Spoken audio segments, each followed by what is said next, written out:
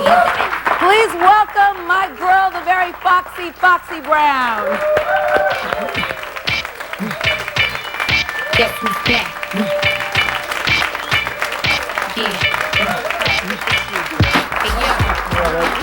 All right, have a seat. Put you right there.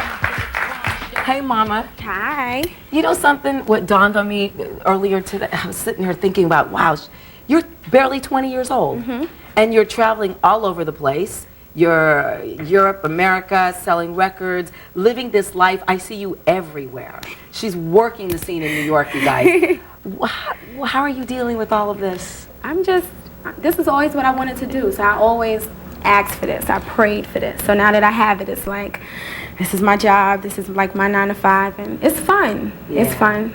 I'm young, I'm energetic, so it's cool. You have to be. It's a heck of a pace you're keeping, I right? see you in all the functions, and we're like... I know. I'm telling you, the girl gets around. I see you at the Metropolitan performing, at John Galliano's party. At the Whitney Museum. Yeah, so doing a lot. No, you know what you have to tell everybody? I think I have an idea where the name Foxy Brown came from, but I want you to tell everyone. From Pam Grier, the actress, and she's like a mother to me now. And I was raised on her movies, and I liked her whole aura. I liked everything she stood for, and I said, wow, if I ever become a rapper, I would want to be named after her. So I'm like Baby Foxy. She's the OG Foxy. So. Yeah. Did you watch all of her films? Oh, everything from Sheba Baby to Coffee to Friday Forster to Foxy Brown. Yeah, everything. Yeah. No. What about Pam Grier's characters did you admire?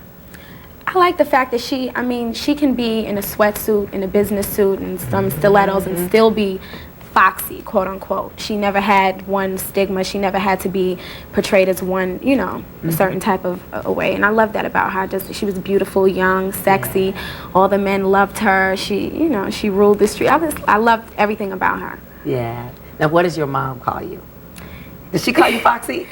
No, my real name is Inga, so she calls me Ingy. Like growing up, they just always called me Ingy. Still, to this day, I'm like, Ma, I don't even live home anymore. She's like, Ingy, so that's what they call me. That's cool.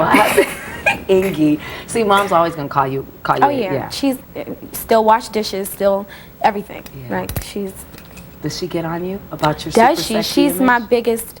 She's my biggest supporter, number one, but she also like critiques me more than anything. Yeah. I'll be on the cover of a magazine, for instance, that one. Oh, wait a minute, let me show. You mean the Vibe one? The Vibe cover. Girl. It is hot though. It is hot. It's a hot cover. Thank you. But you know something? Did your mom, like, what'd she say? She just, I guess it's hard I'm the only girl and I'm the baby for her to, I guess her dreams and aspirations of me were probably to be like a lawyer, a doctor, and then when I became a rapper, she was in support of it, but she's like, well, you wasn't raised that way, and can you put some clothes on? And I'm like, Ma, this is a job, and, it's easier now. She accepts it more now. Yeah, I know. I was reading. You were raised in church. Yeah. My mom is a school teacher, and my mom and dad are from a West Indian background from Trinidad. So we have like still those morals in the house and those little. Yeah, but you know something? It's interesting because there's such a two-way street in this industry. Like every guy that I know thought that cover was just off the hook.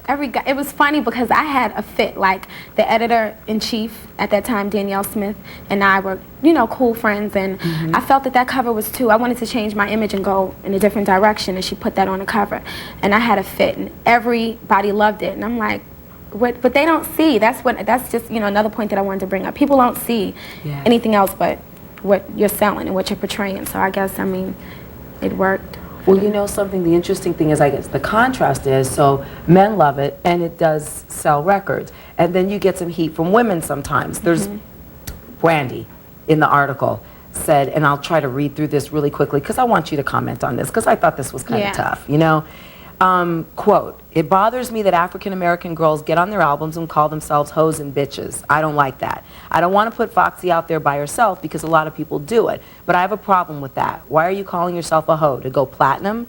That's your life, but come on, if that's your life, I think you'd like to keep that private. That's tough. Well, in response to that statement, I think that was way off. Number one, I don't get in records calling myself myself a hoe. Number one, I don't do that. So, I mean, yes, I have explicit lyrics, but if I don't agree with what Brandy does, what she does to sell records is what she does. I might not think her popcorn schoolgirl image is cool either, but I would never comment on that. I respect everybody for what they do and how they make their money. Right. So, there you go. Right. Now, you've also said, which is interesting, that you're just saying what all girls really want to say, but they're scared to say it. yeah, I mean, a lot of girls come up to me, and not saying that what I say is like the total, because I don't ever think that we should do the job as parents, and we should do the parenting, and, you know, we should be blamed for what children do, because there's movies, and, you know, take for instance the shooting in the school, you know, a lot of things are from within the household, and we are just like music for people and entertainment. And I think that a lot of women, like, they come up to me and say, Foxy, you know, you when I have an argument with my boyfriend, I just put on your CD and it helps me feel better. So that right there inspires me to keep making the same music. Yeah, yeah. Now, would you call yourself, let's say if being a feminist is about fighting for equality between the sexes, would you call yourself a feminist? I wouldn't call myself a feminist, but I'm in support of women, of course, but I wouldn't call myself a feminist. I love men. I mean, I think we should just be equal. Not anybody is any more dominant than the other, but I just think we should. Men have their role, women have their role. Yeah, but we have to fight a lot harder, trust me. I mean, I've sat up in record company executive meetings and couldn't even be heard when talked about discussing my album, and I'm like, hello, and like nobody is paying attention to what I have to say. So I literally had to fight for that respect to even. It's interesting. You're also, I mean, you started like 15 years old. 15. So you're in an industry that's so dominated by men. I mean, we both are. It's a male-dominated world.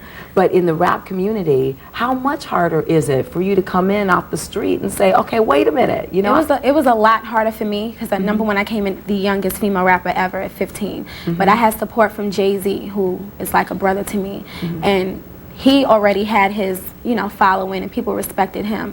So when it was time for me to branch out on my own, that's where I think I got nervous, and, you know, the album still came in at number one with no help. So I kind of, you know, I learned a lot from just watching how he did it and how he got Rockefeller, which inspired me to get Il Nana Entertainment from Def Jam. So, you know. Now, you know something, you mentioned Jay-Z, and I don't want to skip ahead too fast, but comment briefly on what's going on with him right now, and just, you know, just the negative press that he has gotten for what occurred.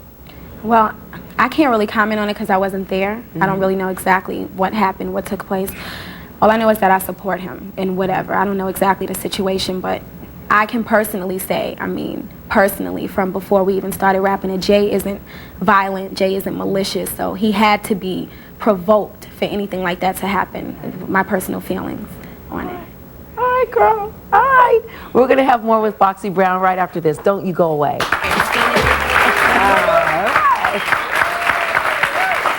Welcome back to Later. I'm here with rapper Foxy Brown. I love that name. Foxy. You know something? It's interesting because I'm looking at your video, and it's, you know, men have been singing about their sexual fantasies and their sexual prowess for a long time. Why do women do it and get condemned for it? I don't know. I'm still trying to figure that one out. I mean, I'm open with my sexuality. I never, even growing up, I never felt like I had to hide. I always, if I felt, you know, I needed to know something, I would ask my mother, and she'd be as open as possible with me. So when it was, you know, time for me to explore mine, I didn't have a problem with it. So I don't see what you know, the only thing I can see is why people harp on it so much for me is because I'm younger. Yeah, but look at Britney Spears and Christina Aguilera. They're young also, and they're, you know, arguably they're pushing it. But well, me, I know when I rap about, you know, my life experiences, you know, I come from Brooklyn and the tough streets of Brooklyn, so I can only rap about what I see. I can't rap about like green grass and daffodils and things that I didn't see. When I walked out of my house, I saw liquor stores in every corner and, you know, winos and things that I felt that we can make a difference and we can, you know, strive to achieve more in life. And I felt that if I ever had a voice, can ever be that voice to reach out to young, urban, you know, American kids, I would want them to know what's really going on. So you have to speak to reach that segment of society. You have to speak in the language they can understand. Yeah, I mean, when you look at rappers like Salt and Pepper or Roxanne Shante and Queen Latifah and females who have been doing this for years, and you look at their careers and you see how long, like the lifespan of Salt and Pepper was 10 years, and when you look at other female rappers who were like one album, you try to say you have to keep reinventing yourself in order to stay on top. And I know that whether I sell one record or a million records on the next album, at least I was a voice. At least I think I served my purpose and made my mark in the industry. How much did female artists like Madonna, and who has constantly reinvented herself, and Salt and Pepper, how much did they influence you? Because you had to see them growing up. I was Pepper growing up. When I was like 10 or 12, I had the leather African hat with the hand aside and the big earrings, and I thought I was Pepper, and one of my friends thought she was Salt. And I love her, and she's like a sister to me now, and she always, and I'm like, Pep, how did you, how did you deal with it? She's like, I mean, I just dealt with it. I knew that that's what I had to do, and I knew what type of person I was, and fans sometimes can't decipher between you as an artist and you as a person, and they kind of like get caught up in a stereotypical thing of your image. And I'm just trying to break out of that now. Yeah, well, it's tough to separate your image from who you are as a person. I mean, I was surprised I was surprised to read that you felt insecure about being a dark-skinned black woman because you're beautiful. Thank you. Well, I don't know how that question came out, but I told her, she was saying, you're so beautiful and you're beautiful, and how could you ever have problems or feel down? And I'm like, you don't, you guys really don't even see the other, the other side of it. Growing up, I mean, I don't know, now it's different, but growing up dark, I know personally that being darker skinned was not like the in thing before growing up. Everybody Good, that hair. Yeah, and everybody was light skinned, and now, I mean, everybody has broken out of that. But when I was younger, I used to be like, wow, I never thought about ever bleaching or doing anything crazy. I just kind of wasn't happy with it. And my mother, who's really light skinned, would say to me, to make me feel better, I wish I was dark, and I want to go, let's go to the beach, and I want to get dark. And now I'm fine with it. I love it. I mean, I wouldn't ask for anything else now. I love it. Who would you work with? Black, Latino, white, whatever. What artist would you like to work with? Number one, Michael Jackson. I love Michael. You have a good Michael Jackson story. I have the greatest Michael Jackson story. All right, tell it. He called out of like, I'm checking my messages one day, and it's like, boop, hi, this is Michael, and I'm just like, okay, this is a crank call, because I get a lot of those. So I'm cleaning my kitchen, and the phone rings, and I'm like, hello. And he's like, is Foxy there? I'm like, yeah, who's speaking? This is Michael. And I'd like go into this whole thing about how miserable he is, because I didn't think it was him. And I'm like, you have nothing better to do but call people and crank call them and say you're Michael Jackson? How dare you say that? And you told him off? I was so, what? I was like, don't ever call here again, and I'm going to trace your number. And he was quiet, and I hung up on him. And I was like, I called Marvette, my publicist, and I'm like, Marvette, I said, this is it. I've heard it all. Michael Jackson. Now they're Michael Jackson. And she said, no, Inga, that was Michael Jackson. So we called him back, and he was like, I want to start off by saying you're beautiful. And oh, man, it was like the greatest point right there. I was like, I called him back, and I was like, I had to like, I mean, I was sweating. I was Billie Jean too. Like everything. I love Michael. So. Were you able to perform with him? No, I was on tour, an R. Kelly tour, and I was like contractually signed, and I had to like uphold all those dates. But I did a song, a sample from when he was in the Jackson 5 called Maria. So I'm trying to do that on my new album now. Yeah. Hopefully, if he's watching, please clear those samples.